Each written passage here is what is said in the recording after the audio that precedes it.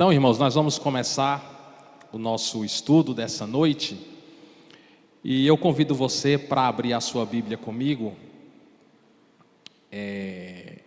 Aqueles 3 textos que eu deixei lá no grupo, 2 Reis, capítulo 18 e o versículo 4. Deuteronômio, capítulo 4, versículo 19, aliás, pela ordem, Deuteronômio primeiro, né? E depois o Salmo 115. Vamos começar fazendo essas leituras. Deuteronômio 4, 19 diz assim: Não levante os teus olhos aos céus e vejas o sol, a lua, as estrelas, todo o exército dos céus, e sejas impelido a que te inclines perante eles, e sirva àqueles que o Senhor teu Deus repartiu a todos os povos debaixo de todos os céus. 2 Reis 18, versículo 4. Ele tirou os altos, quebrou as estátuas, deitou abaixo os bosques, e fez em pedaços a serpente de metal que Moisés havia feito, porque até aquele dia os filhos de Israel lhe queimavam incenso, e lhe chamaram Neustã, uma referência aí a essa serpente de bronze ali que Moisés havia feito. E Salmo 115, vamos ler do 2 ao 4, que diz assim: Porque dirão os gentios: onde está o seu Deus? O nosso Deus está nos céus, fez tudo o que lhe agradou. Os ídolos deles são prata e ouro, obra das mãos dos homens.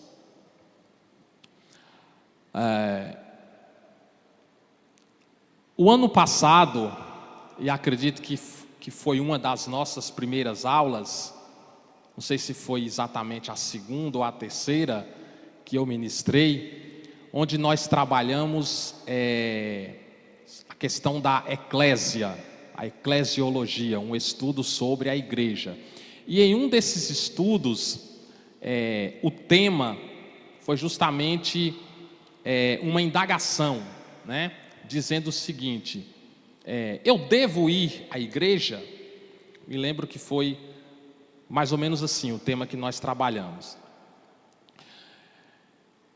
E mesmo a gente tendo estudado, analisado, a gente falou muita coisa, né, a respeito da igreja, igreja no sentido de instituição, igreja como organismo vivo, que sou eu, é você, a igreja, né, os servos do Senhor, o templo do Espírito Santo, que são pessoas, e acredito que vocês assimilaram e aprenderam, mas eu quero retroceder, eu quero voltar lá nessa pergunta que nós trabalhamos no ano passado, e eu faço ela aqui nesse momento para vocês, né? Por que eu devo ir ou por que eu vou à igreja? Então, se alguém fizer essa pergunta para você, acredito que uma das respostas, você pode responder de várias maneiras, mas talvez uma das respostas seja o fato de que eu vou à igreja para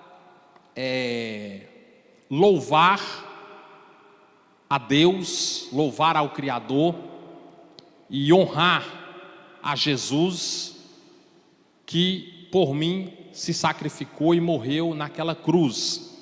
E a minha vida, a partir do momento que eu reconheci esse sacrifício e tenho Ele como meu único Senhor e Salvador, a minha vida só faz sentido vivendo nesse caminho, que é Ele próprio, Jesus, servindo a Ele. Então eu vou a um local chamado de igreja, me reúno com os meus irmãos e ali nós exercemos, colocamos em prática o fruto do Espírito, também os dons, enfim, e servimos a Deus ali em comunidade.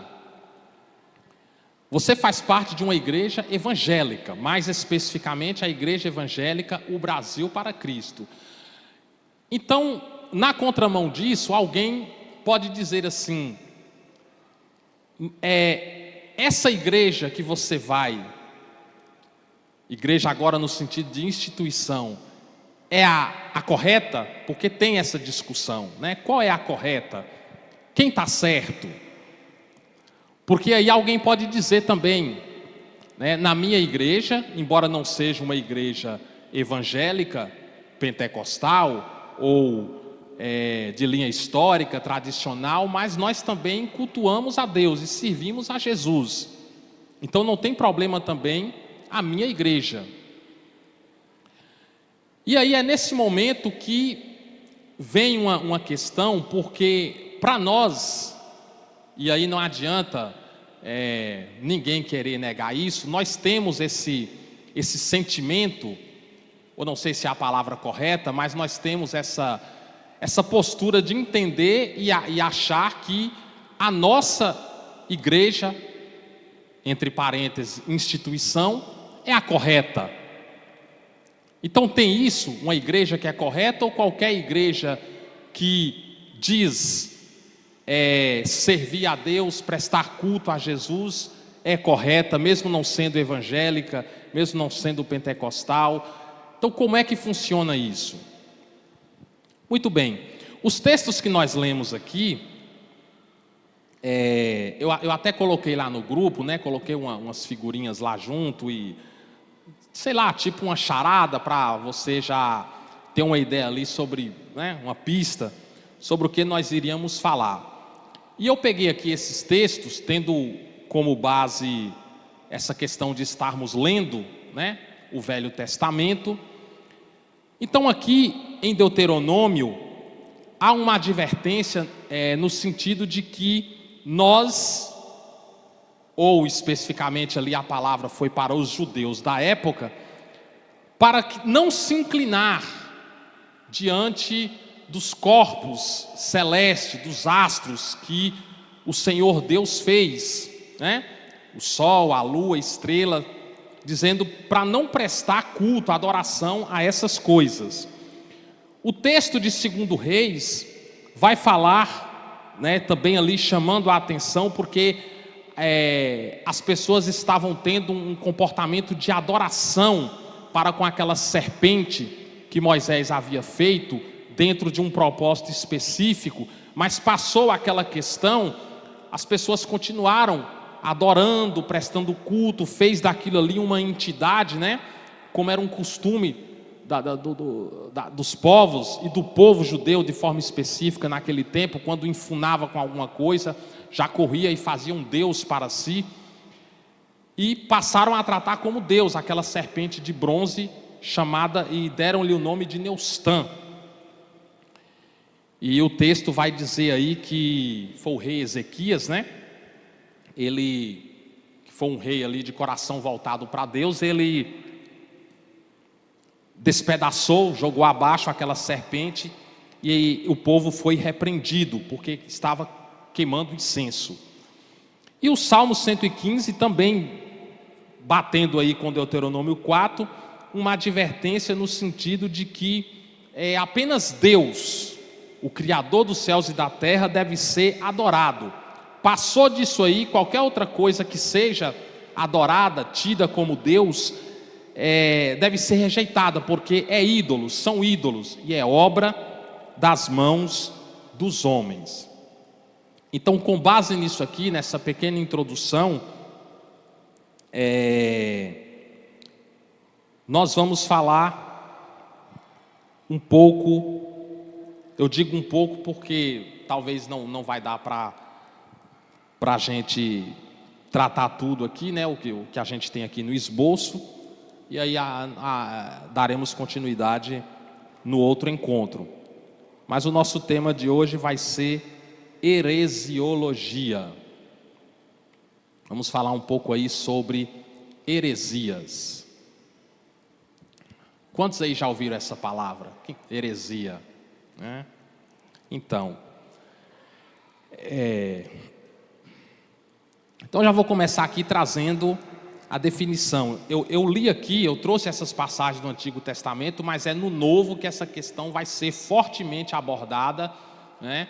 Onde o apóstolo Paulo, o apóstolo Pedro e o apóstolo João, né, eles batem fortemente nessa tecla a respeito das heresias.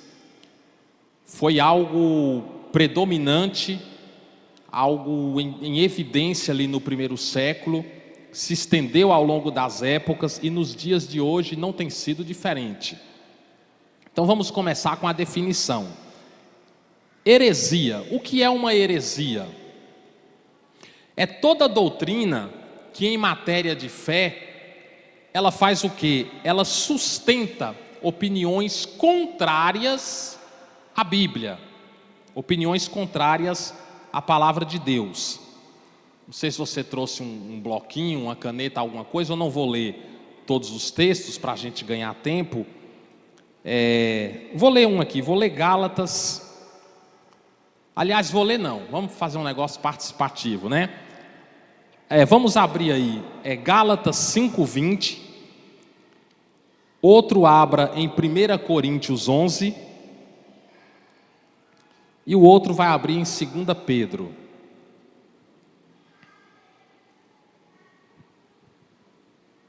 Gálatas 5, versículo 20.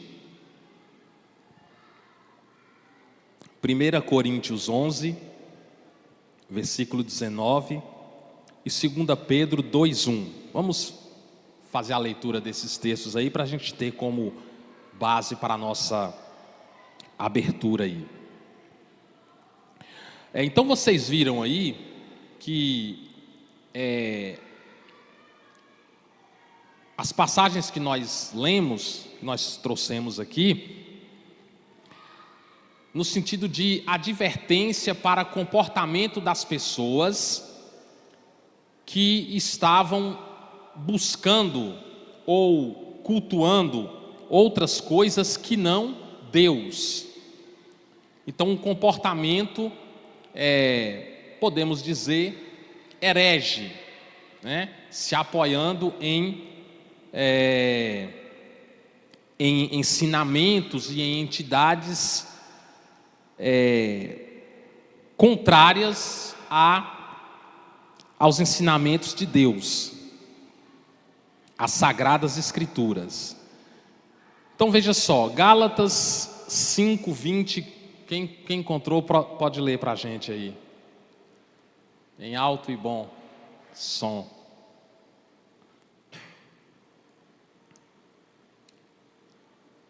Quem achou? Gálatas 5.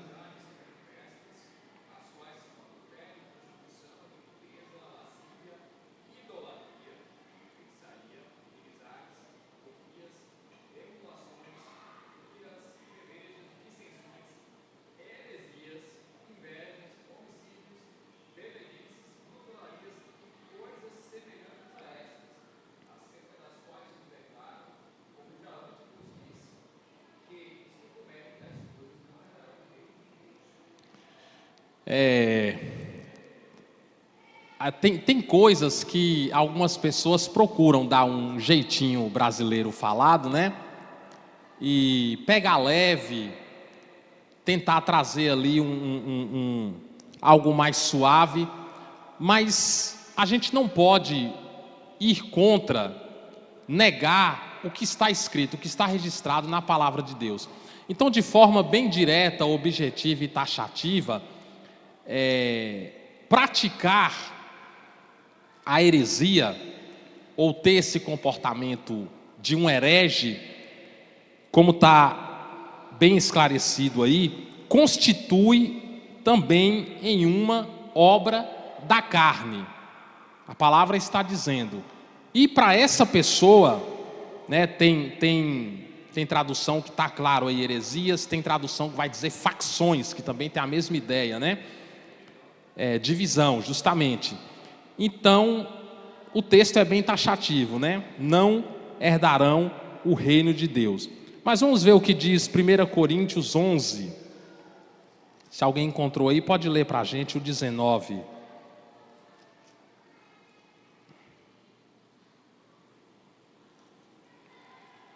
Se ninguém encontrou, eu vou ler aqui.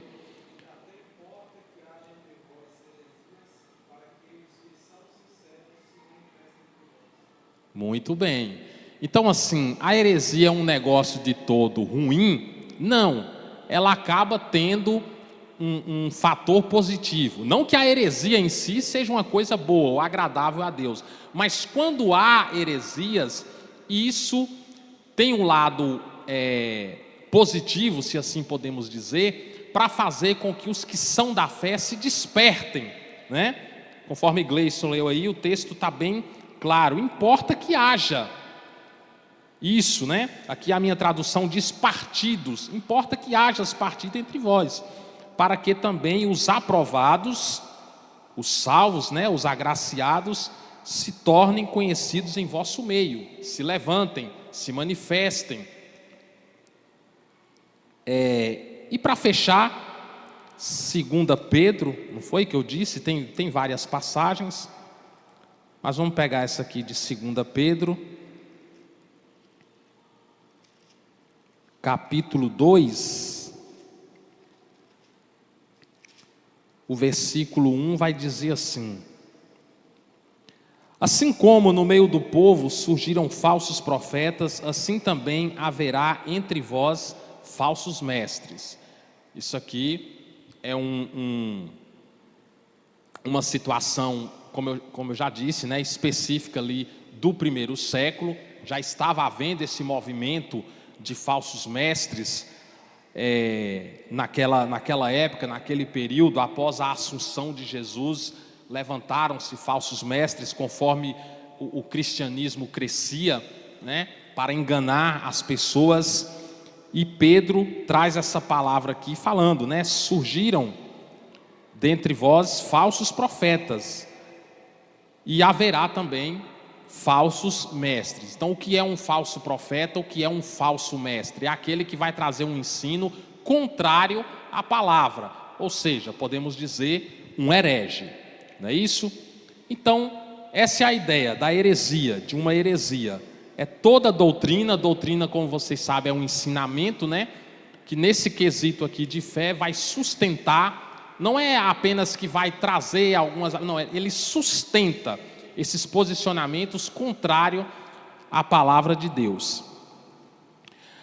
A palavra heresia vem do termo grego, não sei se é assim que se pronuncia, haireses, que significa, tem algumas ideias: escolha, corrente de pensamento e, como Jean disse aí também, divisão. E esse talvez seja o termo mais clássico aí no que se refere à heresia, essa ideia de divisão. Muito bem, dito isso, aí vamos abordar alguns pontos aqui acerca dessa temática. Primeiro, por que estudar, como estamos fazendo aqui nessa noite, né, uma análise acerca do tema, por que estudar e combater heresias? Porque não é só estudar, é combater também, como nós lemos aqui. Importa que haja heresias para os que são aprovados se levantem, se manifestem.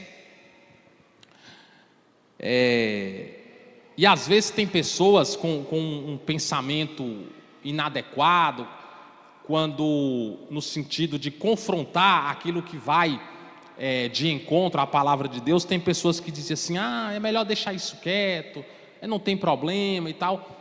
E isso tem feito com que muitas heresias acabam permeando em muitas igrejas. Inclusive nós temos igrejas, lembra que eu fiz a pergunta sobre igreja? A minha é a correta. Então veja só, nós temos muitas igrejas evangélicas, nós vamos falar disso aqui mais à frente, que abriram portas e estão hoje carregadas de heresias. Então por que estudar? E por que combater heresias? E falando em combater, eu me lembro também, aí eu vou trazer à memória também uma das nossas aulas lá do ano passado. Essa, se não me engano, foi a primeira mesmo, que nós falamos sobre tirando Jean ali, alguém lembra? Nossa, acho que foi a primeira aula que eu ministrei o ano passado. Nós falamos sobre apologética, não foi? Acho que foi isso, apologética. E aí, o que é a apologética? Como nós falamos, de forma bem objetiva, o termo se refere à defesa da fé. Defender a fé, se posicionar, ser um apologeta. Não que Deus, o seu reino, a sua palavra precise de uma defesa, não que Deus precise de defesa, mas nós encontramos Jesus como o maior exemplo de um apologeta, e na sequência os apóstolos, porque o que eles mais fizeram foram combater hereges, os fariseus da época, outros grupos religiosos. Nós vamos encontrar na palavra aquele episódio, por exemplo, se não me engano, de Atos 8, onde Paulo ali repreende o Simão Curtidor, que é uma figura que representa muito desses tipos de profetas que existem hoje em dia, e ali a gente viu Paulo combatendo o tempo todo. Então a apologética vai tratar da defesa da fé. Então por que estudar ou combater heresias? Primeiro, pela defesa do reino de Deus, para evitar a disseminação de inverdades que venham influenciar as pessoas, auxiliar na evangelização, isso também é evangelismo, combater heresias, combater um ensino contrário à Sagrada Escritura é uma forma de evangelismo, de mostrar para a pessoa que ainda não veio para a fé como é que as coisas funcionam. Então precisamos nos posicionar assim. Por que mais estudar heresia? Para contribuir para o plano de salvação. Segundo tópico, como identificar uma organização herética, ou seja, uma seita, Porque toda organização que é herege, que sustenta esses ensinamentos contrários à palavra, recebe o nome de seita. E essa é uma estratégia moderna, se é que podemos usar esse termo, da parte de Satanás, Trabalhar muito por meio das seitas, conquistando a mente das pessoas, por meio de ideologias, por meio de falsas filosofias e crenças diversas contrárias à palavra de Deus. Então vamos lá. Alguns aspectos a serem observados, falando aqui especificamente sobre seita, certo? Então assim, vamos definir também, seita.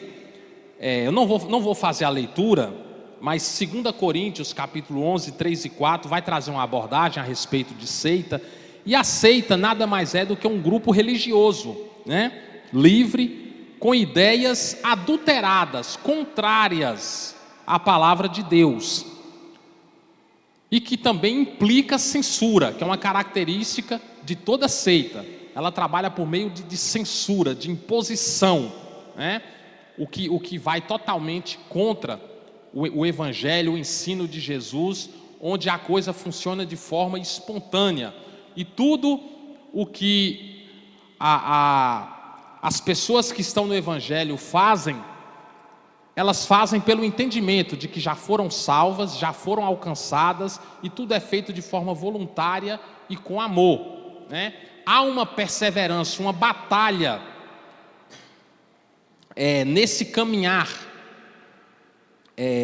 com Deus, mas isso é feito tendo o amor como ponto chave, como ponto principal. Não há imposição, não há fardo, não há censura. Não é assim que o evangelho funciona. Já as seitas, elas possuem essas características, apesar de não considerar como tal. É claro que eles não vão dizer, nós impomos mesmo, aqui com a gente funciona por meio da censura. Não, eles não dizem, mas esse é um aspecto que caracteriza bem uma seita. Então, alguns aspectos a serem observados a respeito das seitas: desarmonia com a Bíblia, unilateralidade doutrinária. Essa questão aqui quer dizer que eles acabam atendendo a determinados interesses. Um exemplo é a questão da Trindade, né? Ali eles pegam algumas seitas, colocam Jesus como um profeta importante e tal, mas não considera Deus, né? Não considera Jesus Deus, Deus Filho, segunda pessoa da Trindade. Então atende a interesses determinados, uma das partes em questão. Sem falar no fato, né, na questão da contradição e incoerências, que também acontece muito. A palavra de Deus, nós já aprendemos que ela não se contradiz, ainda que haja passagens que vai trazer essa aparência, né, de contradição, mas a Bíblia acaba explicando a própria Bíblia, e a gente chega à conclusão do que aquele texto ele quis dizer. Mas no caso das seitas, não, é na base da contradição mesmo. Então vamos lá, seguindo aqui: 4 modos de detectar uma seita, um grupo herético. Esses 4 modos são a adição, a subtração, a multiplicação e a divisão. Aí a gente lembra das operações matemáticas. Adição por quê? Porque a seita geralmente ela acrescenta algo à Bíblia, né? É como a Bíblia acaba sendo um mecanismo insuficiente. Então ela precisa de um amparo, ela precisa de um apoio, ela precisa de algo que possa completá-la. Então eles adicionam. É preciso crer em coisas além da Bíblia. Então a Bíblia ela deixa de ser o ponto-chave principal e passa a ser uma, né, das abordagens. Ela deixa de ser essencial. Então esse é o aspecto da adição. Subtração: se a adição acrescenta, a subtração eles fazem o quê? Eles tiram algo, geralmente da pessoa de Cristo, né? Multiplicação: multiplicam as formas pelas quais a pessoa pode ser salva. Aí vai entrar o aspecto de salvação por obras, né? Vai entrar o aspecto de ensinamentos além da palavra, guarda da lei, purgatório, nós vamos falar sobre isso daqui a pouco. Então multiplica-se, né? A salvação ela não se dá apenas pela fé, e a palavra é bem categórica para nós, né? Salvação é pela fé.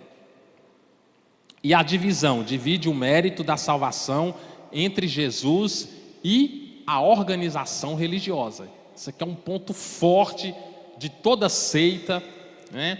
Porque ela coloca em pé de igualdade a pessoa de Jesus e o nome da instituição.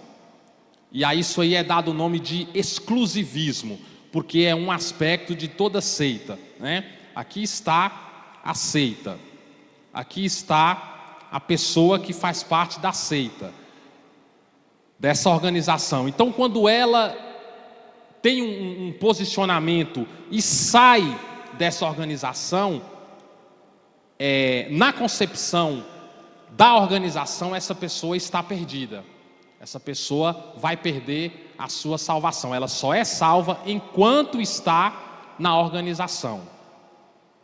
Então, divide o mérito com a pessoa de Jesus. E aí a gente chega à conclusão que Jesus acaba sendo apenas um pretexto, né, utilizado ali por eles, mas não o foco principal. Perfil do líder: geralmente carismático, considerado uma pessoa muito especial por diversas razões. Algumas dessas razões: ele recebe revelação direta e especial da parte de Deus. Isso é básico de todo líder de seita. Ele reivindica ser a encarnação de uma deidade, uma espécie de anjo, um mensageiro especial. Ele reivindica ter sido designado por Deus para uma missão extraordinária. E ele reivindica ter habilidades especiais. Geralmente, esse é o perfil do líder de uma seita. E tem também outro aspecto, né, que é o fato de que ele não pode ser negado, não pode ser contradito por ninguém. Contradizer, questionar o líder de uma organização desse tipo é algo realmente complicado, porque não há essa aceitação por parte desses líderes. Por que as pessoas se mantêm em uma seita? Por quê? Alguns pontos aqui: por dependência, isolamento, reconstrução cognitiva. Reconstrução cognitiva vai falar de lavagem cerebral, né? É feito ali todo um ataque, né? E um ataque à mente. E a pessoa, uma vez que se sujeita àquilo ali, acaba passando por um processo bastante complicado e não é fácil, né, para se desligar. Substituição: os companheiros da seita geralmente eles ocupam, né, tomam esse posicionamento de ocupar o lugar do pai, da mãe. Tem também a questão da obrigação. O membro fica comprometido com o grupo, com essa organização, por diversas questões, entre elas questão emocional e também questão financeira. É algo que pega muito.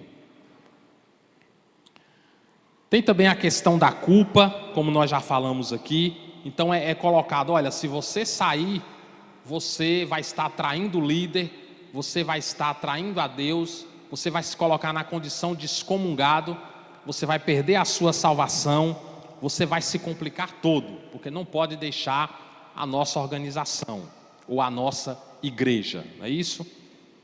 E aí vem a questão da ameaça, retaliações, diversos prejuízos. Pontos comuns em uma heresia: Jesus não é o centro das atenções, tem outras fontes doutrinárias além da Bíblia, usam falsas e também novas interpretações. Eu me lembrei aqui esses dias, né? Eu vi um trecho de um podcast e aquele líder ali do grupo Voz da Verdade, que inclusive Voz da Verdade tem algumas boas canções, né? E algumas nós cantamos aqui. Mas o grupo Voz da Verdade, ou a igreja, né, Voz da Verdade, eles, dentro daquilo que nós falamos aqui sobre desconsiderar a Trindade, eles são uma organização que vão nessa linha de pensamento, né? Acaba negando a Trindade. E num podcast um dia desses, o líder, né, dessa instituição, ele acabou ali sendo confrontado de maneira categórica por um camarada que estava ali, acho que pastor, não sei, e não teve nem como contra-argumentar, né? Ficou sem fala mesmo. Ao querer defender essa questão de que são independentes, né? Não há essa conexão de serem três em um, como eles entendem a questão do Pai, do Filho e do Espírito Santo. Então eles entram nesse aspecto aqui de trazer novas interpretações, né? Porque distorce o que já está claro na palavra, e mesmo que não esteja tão claro, está colocado de forma suficiente para a gente entender dentro da nossa limitação humana, e não questionar aquilo, não ir além do que a palavra nos mostra, nos coloca, mas ainda assim eles trazem novas interpretações. E dentro dessa questão de interpretação, nós falamos sobre isso aqui, vocês devem lembrar, a interpretação correta de um texto bíblico, né? Nós vamos fazer a análise do momento histórico, mais a questão da gramática, o uso das palavras e expressões da época, e a análise de todo o contexto ali. Aí a gente vai ter a definição, se aquele texto é literal, se é figurativo, né? E vem aquela questão que nós falamos também, como que aquilo vai ser aplicável para a igreja. E aí você vai fazer aquelas perguntinhas básicas: quem escreveu, para quem escreveu, qual foi o objetivo, né? A cultura da época, como que se aplica para a igreja. Então você vai casando o texto, né? Contexto, a palavra interpretando a própria palavra, e aí a gente chega às conclusões devidas.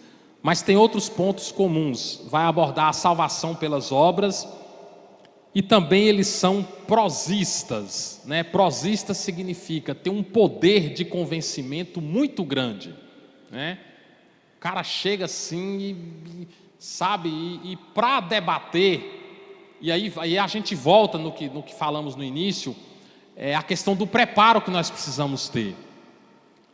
Porque a nossa vida como servos, como filhos de Deus, não é só vir à igreja, sentar aqui, ouvir o pastor ou quem quer que seja que esteja pregando e nem prestar muita atenção, né? Cantar aqui algumas músicas e ir para a nossa casa. Não, a gente precisa estar preparado, alicerçado, né? Entendido dentro da palavra, porque ao sermos colocados em prova de fogo contra essas pessoas, se não estivermos com o devido preparo, a gente apanha feio, a gente passa vergonha, porque eles são altamente preparados, são prosistas, têm um poder de convencimento muito grande, e isso eu arrisco dizer que falta em nós. Muito bem, vamos dar mais um salto aqui. Falsas doutrinas, filosofias, ideologias usadas na elaboração de algumas heresias. Eu vou trazer aqui os termos para os irmãos, não vou abordá-los, até pelo fato também de não ter feito um estudo a fundo do propósito e do que cada um se propõe a fazer, mas vou trazer aqui os termos para vocês, e aí a gente vai deixar um material lá no grupo também, né, que vai reforçar essa questão. Mas algumas dessas falsas filosofias e também ideologias que são usadas na elaboração de muitas seitas, de muitas heresias que existem por aí, são o agnosticismo. Ele vai ensinar que não se pode saber se Deus existe ou não, né? Não podemos crer.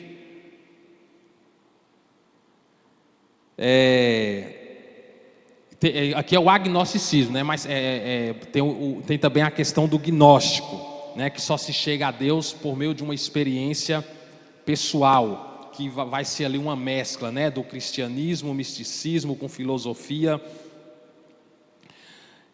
O ateísmo é um termo mais conhecido, né? Ateísmo, você vai lembrar do ateu, que faz o quê? Que nega a existência de Deus. Cetismo ou ceticismo vai defender que o indivíduo não pode chegar a nenhuma certeza. Então, questiona tudo e todos, não acredita e não tem fé. É o incrédulo na essência, né? Deísmo. Eles acreditam em um princípio criador, mas não nessa esfera religiosa. Não negam, né, que há leis naturais, físicas, que regem o mundo, mas desacreditam da ideia de Deus, Criador Todo-Poderoso. Empirismo: só é válido o conhecimento resultado da experiência, que também contraria a palavra, porque nesse caso aqui é preciso ver para crer, né? Epicurismo: o prazer é o valor supremo e a felicidade do homem. Esoterismo: se caracteriza pelo estudo sistemático dos símbolos, né? Espiritualismo, que vai na linha do mesmo espiritismo, onde o espírito é o centro de todas as coisas, e aí eles trabalham com a questão da reencarnação. Humanismo: o homem é o centro de tudo. E nós temos hoje um tipo de evangelho, né? Lembra que eu falei coisas estranhas e heresias dentro do meio cristão evangélico? Nós temos hoje um chamado evangelho humanista, que traz tudo isso para dentro da igreja, colocando o homem como centro das atenções e Jesus como uma senha para se obter, para conseguir as coisas, e Deus como um mordomo, como um serviçal, o gênio da lâmpada. Panteísmo: tudo é Deus e Deus está em tudo. Não existe um ser que tenha criado o universo. E tem outras linhas: positivismo, racionalismo, tem também o ecumenismo, né? Isso aqui é interessante também, que o ecumenismo vai defender a unificação, né, de todas as religiões. É um movimento de unificações. Esse movimento diz que todos devem se unir em um mesmo propósito. E daí vem a complicação, porque a fé cristã, ela vai na contramão. Ela não tem como se alinhar com entidades que, ainda que dizem professar o nome de Deus, pregar a pessoa de Jesus, mas com posicionamentos contrários à palavra.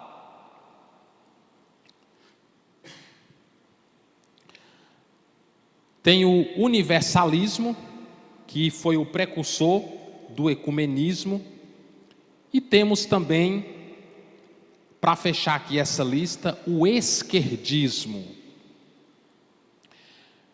E o esquerdismo, e eu já falei isso aqui em outras oportunidades, quando a gente fala desse termo, a primeira coisa que você deve ter em mente, apesar que eu sei que é a primeira impressão que vai soar na cabeça das pessoas, mas assim, não estamos falando de política quando a gente fala de esquerdismo. Não é política, porque aí a pessoa acaba ligando esse termo à esquerda, né? Esquerda, e aí ao lembrar de esquerda, nós nos lembramos de política, né? Os partidos de esquerda. Mas é um movimento, o esquerdismo é um movimento anticristão, que prioriza o papel da revolução, né? O papel revolucionário das massas. E o seu campo de atuação, seus campos principais de atuação é na cultura e aí sim, na política. Eles atuam, trabalham fortemente no campo político, né? Mas não é um movimento político apenas. E nós vamos falar um pouco mais também sobre o esquerdismo. Sobre os anteriores não, eu só trouxe aqui os termos para vocês, mas sobre o esquerdismo a gente precisa dar um pouco mais de atenção e abordarmos algumas coisas. Então vamos lá. Organizações cristãs, né, entre várias aspas, com características de seita.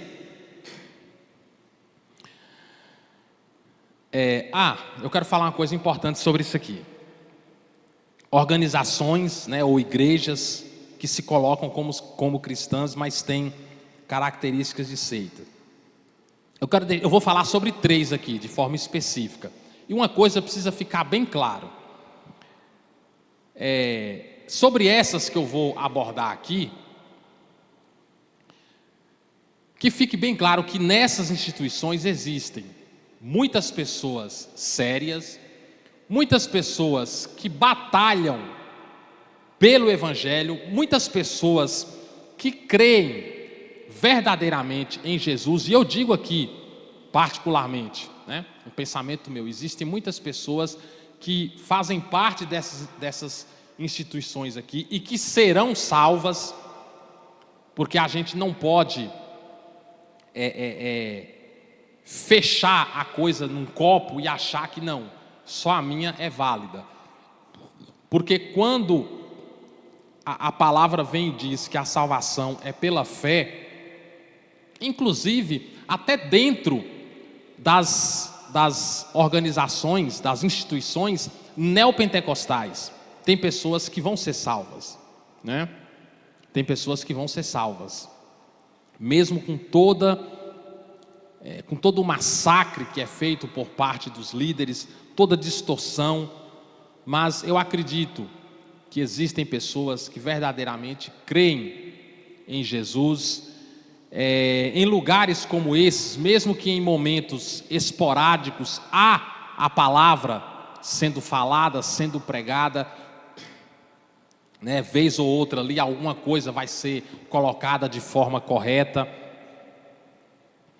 e o acerto de contas realmente da parte do Criador vai ser com quem está à frente, com quem induz essas pessoas ao erro, ou aos erros, tanto faz.